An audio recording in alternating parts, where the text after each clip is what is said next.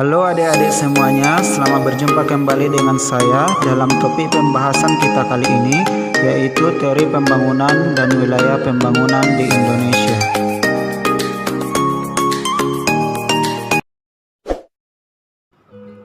Teori pembangunan yang kita bahas selanjutnya adalah teori kerucut permintaan. Teori kerucut permintaan dikemukakan oleh seorang ahli ekonomi Jerman yang bernama August Loos. Teori kerucut permintaan digunakan untuk menentukan lokasi industri yang paling ideal. Dasar yang digunakan Loos untuk menentukan lokasi industri adalah dengan melihat permintaan konsumen. Menurut Loos, keuntungan maksimal akan diperoleh suatu industri apabila industri itu mampu menguasai pasar.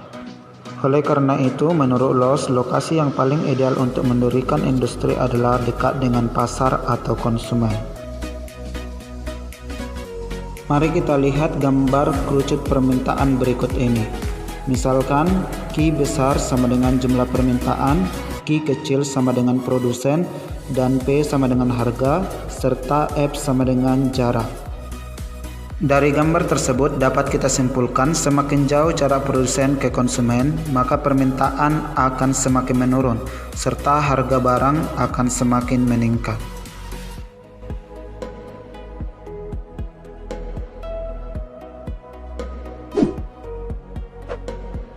Selanjutnya adalah teori kutub pertumbuhan. Teori ini dikemukakan oleh Francois Perroux. Menurut Perroux, bahwa pembangunan yang terjadi sifatnya tidak serentak atau tidak bersamaan. Setiap tempat akan memiliki kecepatan dan intensitas pembangunan yang berbeda-beda. Apabila kita lihat gambar berikut, maka pada core industry terjadi pembangunan yang sangat pesat sehingga disebut sebagai kutub pertumbuhan. Selanjutnya, ia akan mendorong atau mempengaruhi wilayah di sekitarnya untuk lebih cepat berkembang dan maju.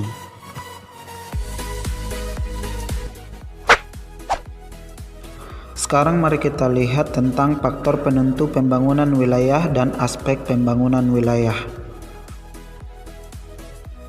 Faktor geografi penentu pembangunan wilayah dibagi menjadi 5, yaitu topografi, klimatologi, hidrografi, hayati, dan demografi. Yang pertama adalah faktor topografi. Semakin datar suatu tempat di permukaan bumi, maka akan semakin mudah melakukan sistem pembangunan. Berbeda dengan wilayah yang terjal, akan semakin susah melakukan sistem pembangunan. Yang kedua adalah faktor klimatik. Faktor klimatik atau faktor iklim sangat mempengaruhi juga sistem pembangunan. Misalkan keadaan cuaca yang baik akan mempermudah di dalam melakukan sistem pembangunan suatu wilayah. Yang ketiga adalah faktor hidrografi atau lapisan air. Air sangat berguna di dalam melaksanakan suatu pembangunan wilayah. Berbagai industri sangat memerlukan air dalam proses pengolahan bahan mentah. Yang keempat adalah faktor hayati atau flora dan fauna. Flora dan fauna dapat dijadikan sebagai bahan baku dalam sistem pembangunan sebuah industri. Faktor yang kelima adalah faktor demografi. Faktor demografi berarti faktor yang berkaitan dengan keadaan penduduk. Penduduk yang berkualitas sangat menentukan kecepatan pembangunan suatu wilayah. Apabila suatu negara memiliki indeks pembangunan manusia yang tinggi, maka pembangunannya pasti akan sangat cepat. Sekarang kita lanjutkan dengan aspek pembangunan wilayah. Aspek atau gagasan pembangunan wilayah itu mencakup 3 bagian. Yang pertama aspek ekonomi, yang kedua aspek sosial, dan yang ketiga aspek lingkungan atau fisik.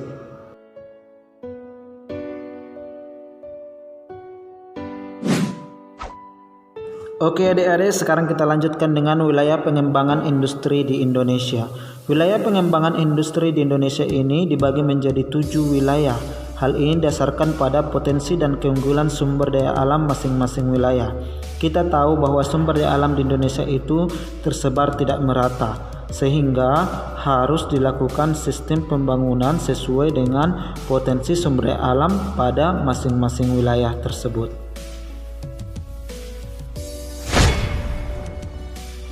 Yang pertama adalah wilayah pengembangan industri di Pulau Sumatera.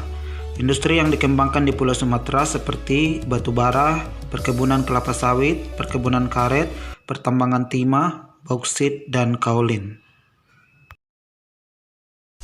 Salah satu pertambangan yang terbesar di Pulau Sumatera adalah pertambangan batubara yang berada di Bukit Asam, Provinsi Sumatera Selatan.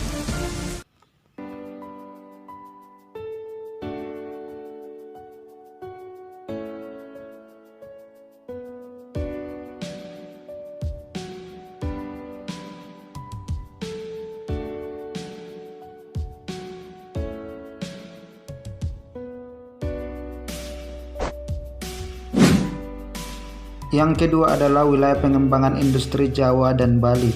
Industri yang dikembangkan berupa industri makanan dan minuman, tekstil, otomotif, pariwisata bahari atau kelautan, dan ekonomi kreatif.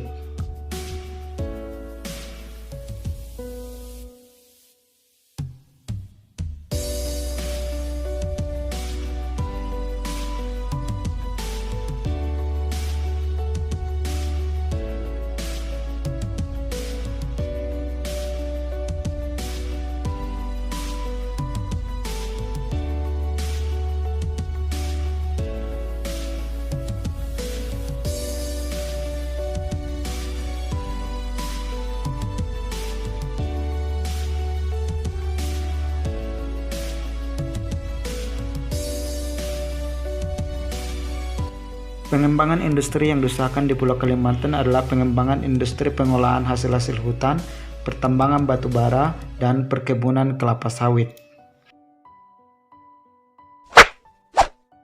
Selanjutnya adalah wilayah pengembangan industri di Sulawesi. Industri yang dikembangkan di Sulawesi berupa ALKI atau alur laut kepulauan Indonesia yang berpusat di dua tempat, yaitu di Makassar dan di Bitung. Sulawesi juga berperan sebagai penyimpan, penyedia, dan penyalur bahan-bahan logistik.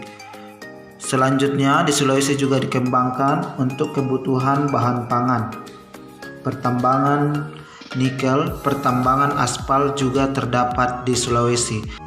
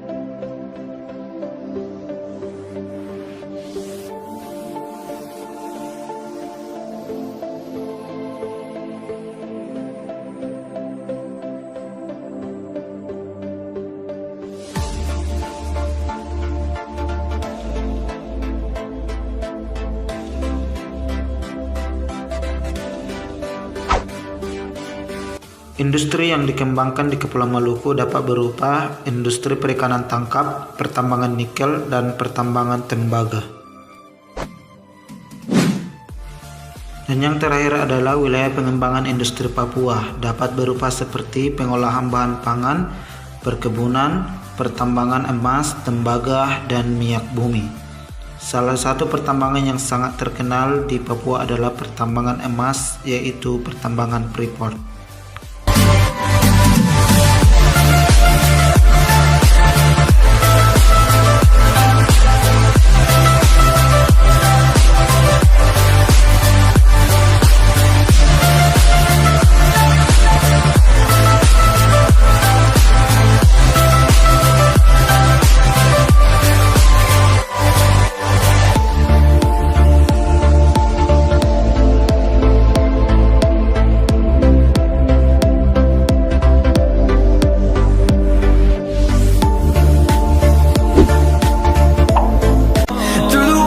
Through the highways, till my shadow turns to sun